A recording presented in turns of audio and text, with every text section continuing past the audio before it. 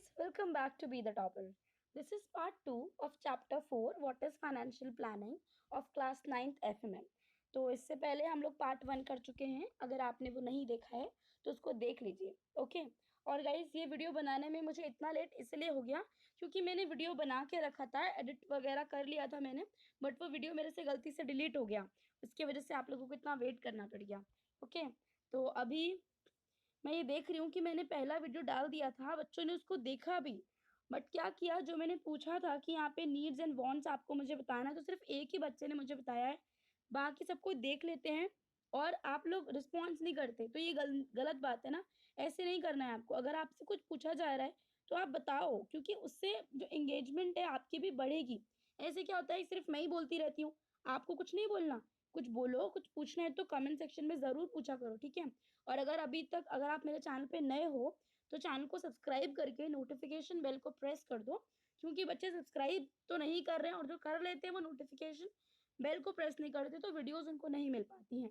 और अगर आपको क्लास 9th ये वाले जो नोट्स हैं जो भी मैं पढ़ा रही हूँ, उसको अगर आपको नोट्स चाहिए तो आप मेरे टेलीग्राम चैनल पे ज्वाइन हो सकते हैं. उसका लिंक आपको मैं डिस्क्रिप्शन बॉक्स में दे दूंगी. और मैं वीडियो के डिस्क्रिप्शन में नोट्स का लिंक नहीं दे पाऊंगी, इसलिए मैं आपको बोल रही हूँ, अगर आपको नोट्स चाहिए तो आपको टेलीग्राम चैनल पे जाना ही पड़ेगा, टेलीग्राम डाउनलोड करना पड़ेगा, एंड देन आप जा सकते हो चैनल पे. और अभी हम शुरू करने वाले हैं वीडियो, जो कि हमारा टॉपिक क्या है, नीड्स वर्सेस वांट्स. तो मैंने आपको ये पढ़ा दिया था कि नीड्स क्या होता है. नीड्स जो हमारे एसेंशियल होते हैं, वांट्स जो कि सिंपली जो क्वालिटी ऑफ लिविंग को बढ़ाने के लिए किए जाते हैं.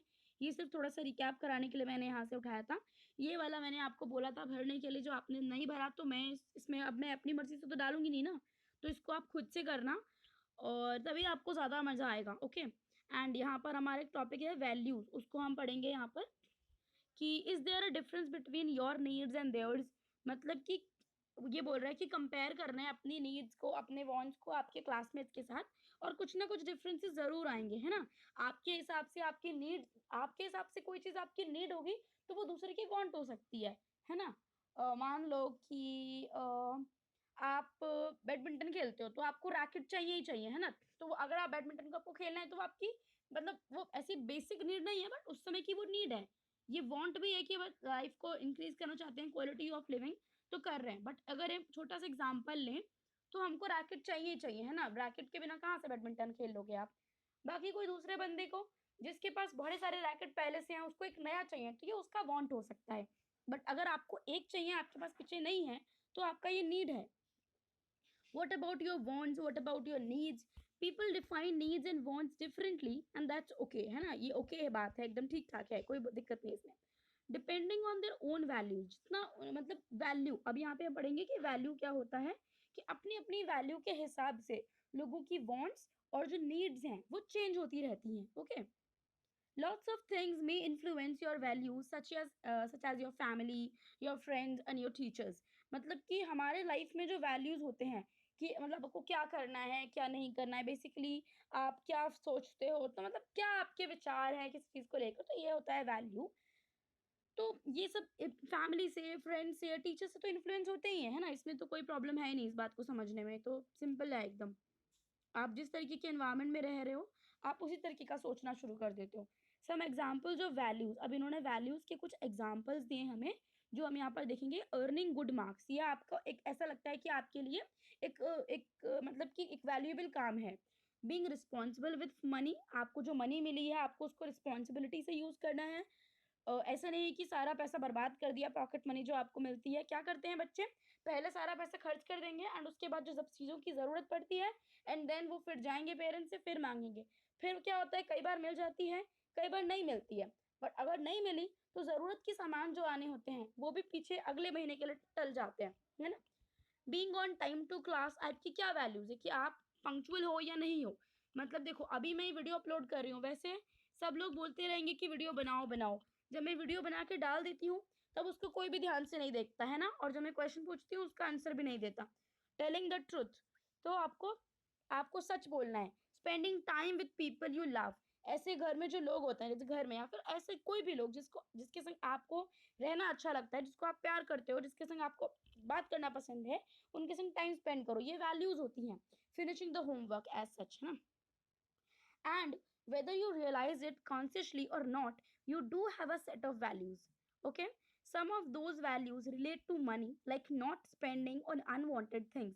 ये जितनी सारी values बताई, देखो यहाँ पर लिखा है ना एक, कि बीइंग रिस्पॉन्सिबल विद मनी, तो ये है कि हमारी एक वैल्यू ये भी होती है कि हम चीज़ों को पैसा जो है हमारा उसको फालतू चीज़ों पर खर्च नहीं करें. The more aware of your values you are, the easier it is to set goals that will make your life satisfying and enjoyable. ये कह रहे हैं कि आप अपनी वैल्यूज के बारे में जितना अवेयर रहोगे, उतना आपकी लाइफ में इट विल बिकम इजी कि आप कोई भी गोल अचीव कर लो लाइफ में, अपनी लाइफ को बहुत ही सेटिस्फाइंग एंड अपने तरीके से जो आपका डिजायरेबल वे है जीने का, आपके लिविंग स्टैंडर्ड का, उसको अचीव कर पाओगे. To help you identify your personal financial values, fill out assignment number 1.2. अगर आपको अपनी फाइनेंशियल वैल्यूज जाननी है तो आप असाइनमेंट नंबर 1.2 जो है आपको भरना है. देखो, आपको यहाँ पर डालनी है कोई भी वैल्यू, कि आपको कोई काम मतलब क्या करना है, कोई वैल्यू यहाँ पर डालनी है और उसके बाद बताना है कि ये why it is important to me, है ना. जैसे कि ये लिखा था, ये लिखा है टेलिंग द ट्रुथ, या फिर earning good marks in exams. तो देखो, आप तो वैसे अभी 9th में हो, बट अगर हम 12th का बात करें, वैसे हर क्लास का जो स्कोर है वो इंपॉर्टेंट ही होता है, बट जब हम 10th में 12th में आते हैं तो बहुत इंपॉर्टेंट हो जाता है कि आपको अच्छे मार्क्स स्कोर करने ही करने हैं. क्योंकि 12th में अगर आपने अच्छे मार्क्स स्कोर नहीं किए, फिर आपको एक अच्छा कॉलेज नहीं मिलेगा. आई एम नॉट सेइंग कि अच्छा कॉलेज नहीं मिला तो लाइफ डिस्ट्रॉय हो जाएगी, ऐसा नहीं होता है. बट अगर आपको मतलब अगर आपको एकेडमिक्स में ही अपना करियर बनाना है, तो आप एक ऐसी सराउंडिंग में जाओ जो कि जहाँ पर आपके जैसे लोग हों, जहाँ पर आपके इंटरेस्ट एक तरीके से फुलफिल हो पाए, है ना. तो आपको ऐसी जगह पे जाने का मौका तभी मिलेगा जब आप अच्छे तरीके से पढ़ोगे. तो आपके लिए कोई चीज़, कोई वैल्यू लिखनी है यहाँ पर, and why it is important to you, ये आपको लिखना है. ओके, तो इसको लिखना, मुझे भले मत बताना पर एटलीस्ट लिख तो लेना. मतलब क्या हो रहा है कि अगर आप लिख मतलब मुझे नहीं बता रहे हो तो उसका मतलब यही है कि आप वोकेशनल सब्जेक्ट को भी रट्टा मारने की सोच रहे हो, पर रट्टा नहीं मारना है. ये रट्टा मारने के लिए है ही नहीं ना, ये स्किल बढ़ाने के लिए आपको कुछ सिखाया जा रहा है. अभी आप लोग क्लास 9th में हो, अगर आप इस तरीके से अभी से पढ़ोगे ना, तो 12th तक आते आते अगर आप पढ़ रहे हो तो स्टॉक मार्केट में पैसा भी लगा दोगे और उसको मैनेज करना भी सीख जाओगे, अगर चीज़ों को ढंग से समझोगे. बाकी ये रट्टा मारने का सब्जेक्ट नहीं है, तो do not try do that. One way of planning your future is by understanding and implementing your goals, which are based on the values you have. आपका सबसे बड़ा जो प्लानिंग का जो तरीका है, अपना फ्यूचर को आप कैसे प्लान करोगे, उस अगर अपने फ्यूचर को you want to plan your future, तो सबसे पहले आपको अपने गोल्स को स्पेसिफाई करना होगा. That what are my goals, जिनको मैं अचीव करना चाहता हूँ, and what will be my एक बेसिकली कि क्या प्लानिंग मेरी रहने वाली है, what will be my method to implement my plan, basically to timetable to achieve my particular goal, है ना, which are based on the values you have. उसके बाद आपको बताया जा रहा है कि कुछ फाइनेंशियल प्लानिंग होती है. चैप्टर का नाम क्या है, व्हाट इज फाइनेंशियल प्लानिंग. तो अगर आपने पार्ट 1 नहीं देखा है तो उसको देख लीजिए, ताकि मैंने उसमें बहुत अच्छे से समझाया था, छोटा छोटा समझाया था, पर आपको मतलब बहुत सारे एग्जाम्पल से आपको समझ में आ जाती है अच्छे से चीज़ें, बट यहाँ पर भी हम समझेंगे, डोंट वरी अबाउट दैट. यहाँ पे शुरू करते हैं हम कि हमारा एक एक जो स्टेप है ना, setting goal, analysing information, creating a plan, implementing the plan and monitoring and modifying the plan, इन सबको हम बारीकी से समझने वाले हैं अब, है ना. तो ध्यान से सुनेंगे, ध्यान से करेंगे तो हम कर पाएंगे, ठीक है. तो हमारा स्टेप 1 क्या है, स्टेप 1 हमारा होता है सेटिंग गोल्स, ठीक है. तो a goal is a destination, something you want or need which you acquire by taking certain step. देखो, ये बोल रहा है कि एक जो गोल होता है आपका, वो एक डेस्टिनेशन होता है कि जिस जगह पर आपको पहुंचना है. जैसे कि आप, अगर आपको नहीं समझ में आ रहा है तो हम आपके आपसे ही जुड़ा एग्जांपल लेंगे कि आपको पता है भाई क्लास 9th में मुझे 80%, 90% या फिर 95% इतना स्कोर करना है. तो दैट इज योर गोल, कि मुझे इतना परसेंट स्कोर करना ही करना है, ठीक है. और आपको वो गोल कैसे मिलेगा, you will have to take certain steps, है ना. अपने गोल को अचीव करने के लिए आपको कुछ स्टेप्स लेने पड़ेंगे.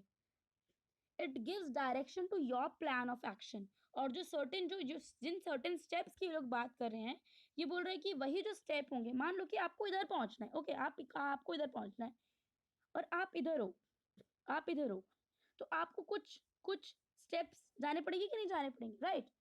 और ये वाला जो स्टेप्स हैं यही आपको आगे की डायरेक्शन दे रहे हैं ना। तो ये तो रास्ता हो गया, लाइफ में भी ऐसे ही होता है, ठीक है। One of the most valuable things you can learn to do is to identify your goals clearly. सबसे ज्यादा वैल्यूएबल थिंग्स क्या होती है लाइफ में, अगर देखो लोग क्या कहते हैं, अभी आप 9th में हो तो अभी मुझे नहीं पता आपसे कितना पूछा जाता है, अभी तो स्कूल भी नहीं जा रहे हैं, बाकी अगर स्कूल में भी ना हम लोग जाते हैं तो टीचर्स भी हमसे या फिर मतलब जो भी आपसे मिलेगा मिलेगा तो आपसे पूछेगा कि आप क्या बनना चाहते हो। तो बेसिकली ही और she is talking about your goal, है ना। आपके गोल के बारे में पूछ रहा है वो बंदा कि आप क्या करना चाहते हो। तो लाइफ में सबसे द मोस्ट वैल्यूएबल थिंग यही होती है कि आप अपने गोल्स को आइडेंटिफाई कर लो। Your goal might be to travel to your cousin's place in Madurai during vacations. आपका गोल ये भी हो सकता है कि आपको वेकेशंस के दौरान मदुराई जाना है अपने फ्रेंड्स, अपने कजन के यहाँ पे। or it might be to buy a new pen since the old one doesn't write properly। और ये छोटा सा गोल भी हो सकता है। To be really effective, goals should always be in writing and should be meaningful to you। ये क्या बोल रहे हैं कि अगर देखो if you are really serious about your goals तो आपको अपनी गोल्स राइटिंग आपको लिखने ही पड़ेंगे। ऐसा नहीं होता है कि आपने मन में सोच लिया है एंड हाँ भाई मैं तो कर लूंगा तो क्या कर लूंगी, ऐसे नहीं होता है। अगर आप रियली सीरियस हो अपने गोल्स को लेके, आप लाइफ में कुछ करना ही चाहते हो तो आपका छोटे से छोटा भी गोल क्यों ना हो, गाइस उसको लिखो। जब आप उसको लिखोगे ना, और अब अगर आप उसे कंप्लीट करते हो तो उसके आगे आप राइट लगा दोगे, और नहीं करते हो ना तो क्रॉस लगाओ, ताकि आपको पता चले कि आप नहीं कर रहे हो, क्यों नहीं कर रहे हो ये फिर उसके बाद आपको सोचना है, और कर रहे हो तो फिर आपको मोटिवेशन मिलता है कि देखो मैंने 10 दिन से अपना जो भी छोटा छोटा जो गोल बनाया था मैंने उसको अचीव कर लिया। यहाँ पे क्योंकि हम फाइनेंशियल प्लानिंग की बात कर रहे हैं तो हम कमाने से रिलेटेड बात कर सकते हैं, या फिर सेविंग से रिलेटेड बात कर सकते हैं कि आपको इतना पॉकेट मनी मिलती है तो आपको इतनी पॉकेट मनी सेव करनी ही करनी है ना।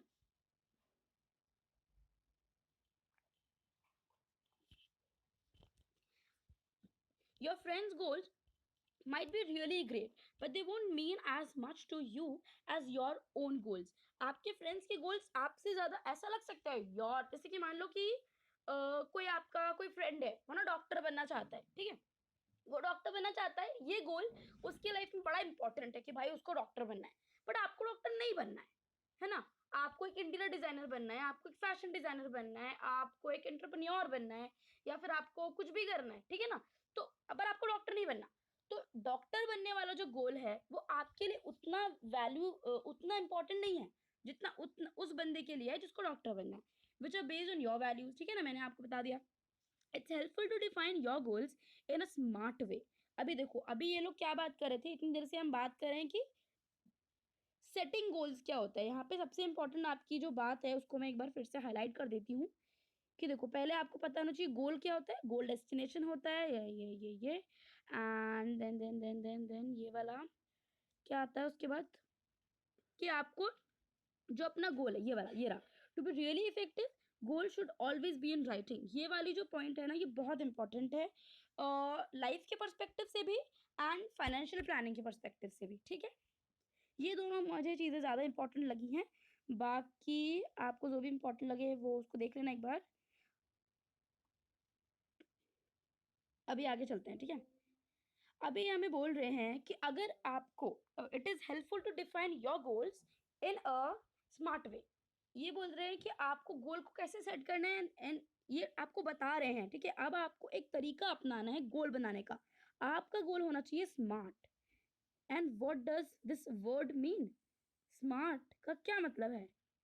जो इसे हम आज स्मार्ट करते हैं वो नहीं, इसमें SMART उसके अलग अलग मीन, उसके अलग अलग वर्ड दे रखे हैं इन्होंने, जिसके लिए एक एक तरीके से कोड वर्ड बना दिया स्मार्ट, ठीक है ना। तो आप इसको ध्यान से सुनो, और लाइफ में आप कहीं भी प्लानिंग कर रहे हो तो इस चीज को जरूर अपनाना। आई थिंक आपको बहुत हेल्प करेगा, क्योंकि मुझे तो करता है, मैं भी ऐसे ही करती हूँ, और आपको भी बहुत हेल्प करेगा। अभी आ जाते हैं स्मार्ट के एस पे। तो सबसे पहले स्मार्ट का एस पे क्या है, इसको हम ऐसे कर देते हैं ना, स्पेसिफिक। सबसे पहले स्पेसिफिक होना चाहिए आपका गोल। आपको ये नहीं करना है कि मतलब आपका गोल अनस्पेसिफिक है। अभी यहाँ पे एग्जांपल आ रहे हैं ना, अभी आपको पता चलेगा और भी ज्यादा। What you want to achieve is to specific. आपको एक पर्टिकुलर चीज करनी है, आप बोल रहे हो मैं कल कहीं जाऊंगा, मैं कल कहीं जाऊंगा, मतलब कहाँ? आपको पता होना चाहिए कि भाई कल मुझे सुपरमार्केट जाना है और वहां से ये वाला सामान लाना है, या फिर कल मुझे स्टेशनरी जानी है, अपने लिए 2 A4 साइज के रजिस्टर लेकर आने हैं। ये स्पेसिफिकेशन हो गया। Specific goal setting will lead to plan and work towards that. अब यहाँ पर मैं आपको बताऊं कि अगर मैं रात में अगर ये सोच के सोती हूँ ना कि मुझे सुबह उठ के कुछ काम करना है, तो मैं अर्ली मॉर्निंग उठ जाऊंगी। अगर मैंने लिख के नहीं रखी है वाली बात कि भाई मुझे ये वाला काम करना है, मुझे ये पता है कि मतलब हाँ मुझे कुछ करना है, तो क्या होता है बंदा जब नींद में होता है ना, जब मैं नींद में होती हूँ तो मैं भूल जाती हूँ और मैं अलार्म को बंद करती हूँ, मैं फिर से सो जाती हूँ। बट अगर कभी मैंने लिख रखा होता है अपने आसपास में, बड़ा बड़ा लिख दूँ अगर, तो मेरा नजर वहीं पे पड़ती है, तो मैं एकदम से उसको देख के उठ जाती हूँ। तो क्या है, इस स्पेसिफिकेशन की वजह से ही मुझे ये फायदा मिलता है। अभी हम देख लेते हैं यहाँ पर क्या है। I want to spend my Sunday at the beach, spending time in a beach specific, है ना। आपको अपना संडे कैसे बिताना है, अपने बीच में जाना है, बीच पे जाना है आपको, और वहां पर आपको अपना संडे बिताना है। तो ये हो गया स्पेसिफिकेशन, स्पेसिफिक गोल है। I want to do something on Sunday, ये क्या हुआ, ये स्पेसिफिक नहीं है। I want to buy a motor bike in another 2 years, अगले 2 सालों में मुझे एक मोटर बाइक खरीदनी है। ठीक है, ये स्पेसिफिक है कि भाई अगले 2 साल का समय है और ये भी पता है कि करना क्या है, बाइक खरीदनी है। ठीक है, I want to buy something in 2 years।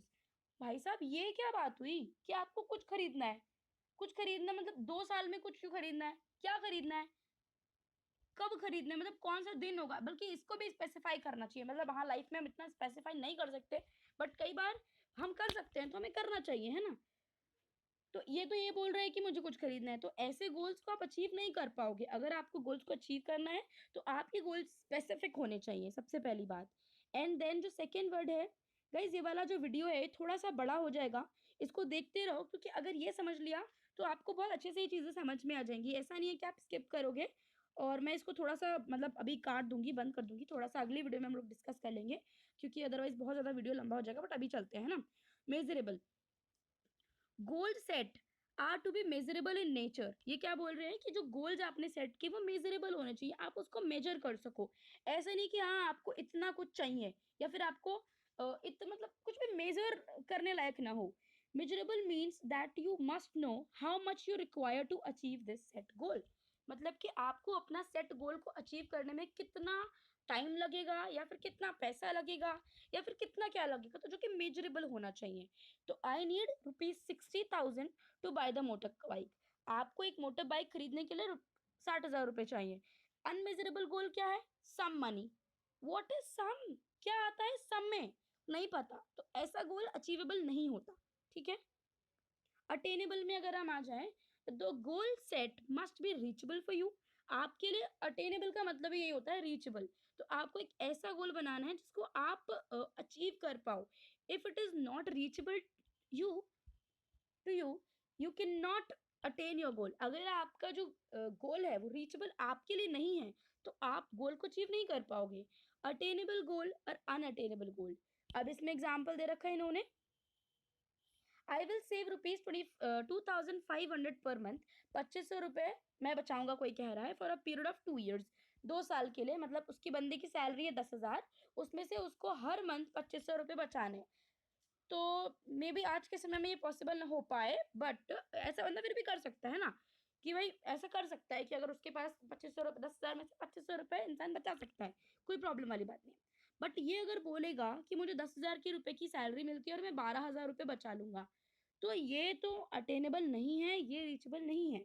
ऐसा गोल बनाने का कोई फायदा नहीं है, ये गोल आप अचीव नहीं कर पाओगे। ओके, नेक्स्ट जाते हैं, हमारा जो आर है, देखो अभी तक हम लोग क्या डिस्कस कर चुके हैं, S specific, M measurable, A attainable, and हम आ गए हैं अभी आर पे जो कि है रियलिस्टिक। ठीक है, तो इसको साफ कर देते हैं और आगे आ जाते हैं। The goal set by you must be realistic. आपका जो गोल है वो रियलिस्टिक होना चाहिए। ठीक है ना, it means the goal set by you should have possibility of doing it. ऐसा नहीं है कि मतलब कि आपको आपने एक ऐसा गोल बनाया है जो पॉसिबल ही ना हो, इम्पॉसिबल से गोल बना लिया कि मैं तो कल ही चांद पे जा रहा हूँ। भाई साहब ये क्या है, ऐसा नहीं होता है। ठीक है, if it is not possible to do a particular thing, all your effort will go in vain. अगर आप अपनी जो चीज जो आपने गोल बनाया है उसको अचीव नहीं कर पाओगे, तो जितना भी इसके लिए काम करोगे सब खराब हो जाएगा, है ना। तो अभी हम देखते हैं कि रियलिस्टिक गोल और अनरियलिस्टिक गोल में अंतर क्या होता है। तो I will buy a motor bike worth of rupees 60,000 by saving rupees 2,500 per month after a period of 2 years. It seems realistic. ये बोल रहा है कि मैं 60,000 की बाइक खरीदूंगा 2 साल बाद और हर महीने में बचाऊंगा 2500। तो भाई ये रियलिस्टिक है। 2 साल के बाद अगर 2500 इंसान इतने दिनों में बचाता है तो वो कर लेगा। सॉरी, है ना। अनरियलिस्टिक गोल में क्या जाता है, I will buy a motor bike tomorrow by getting a loan from a bank which is near by my house. ऐसा कभी होता है क्या? मतलब अगर बैंक से एक दिन में अगर लोन मिल जाता तो हमारे देश के जितने भी फार्मर्स हैं वो सारे बैंक से लोन ना ले लेते, वो इनफॉर्मल तरीके से लोन क्यों लेते हैं? तो ऐसा नहीं होता है कि मेरे घर के पास बैंक है तो मैं जाऊंगा वहां से लोन ले लूंगा और मैं मोटर बाइक खरीद लूंगा, ऐसा कुछ नहीं होता। Getting a loan involves so many formalities to be completed when you are eligible for getting a loan as per bank policy. So you cannot simply say that I will get a loan tomorrow. It is not possible. आप ऐसे नहीं कह सकते हो, है ना। और उसके बाद अभी हम आ जाते हैं टाइम बाउंड पे। तो टाइम बाउंड में क्या है, the goal set by you must specify a particular time period in which you will achieve the goal. जो आपने गोल बनाया है वो टाइम बाउंड होना चाहिए, है ना, कि आप इतने टाइम में उसको अचीव करोगे। ऐसा नहीं कि मैं कभी भी कर लूंगा, मेरे को यहाँ कुछ करना है, कुछ करना है सम ईयर्स, जैसे यहाँ पे लिखा है सम ईयर्स। ऐसा नहीं होना चाहिए, आपको अपने को एक टाइम लिमिट भी देनी है, ठीक है। Think of your goals is what you want to be, do or have, in other words where you want to go. Remember, part of setting smart goals means they are realistic and attainable. It's very helpful to break up your goals into 3 time periods for planning purposes. और इसके बाद का जो time period वाला जो part है इसको हम अपने नेक्स्ट वीडियो में कवर करेंगे। तब तक आप इसको ध्यान से देखिए। अगर आपने अभी तक नहीं देखा, वीडियो खत्म हो गई, फिर से नहीं देखा तो फिर से देख लो। और हाँ, टेलीग्राम चैनल पर जरूर ज्वाइन हो जाना फॉर नोट्स के लिए, और नोट्स के लिए sorry. And thank you, bye bye, मिलेंगे अपने नेक्स्ट वीडियो में।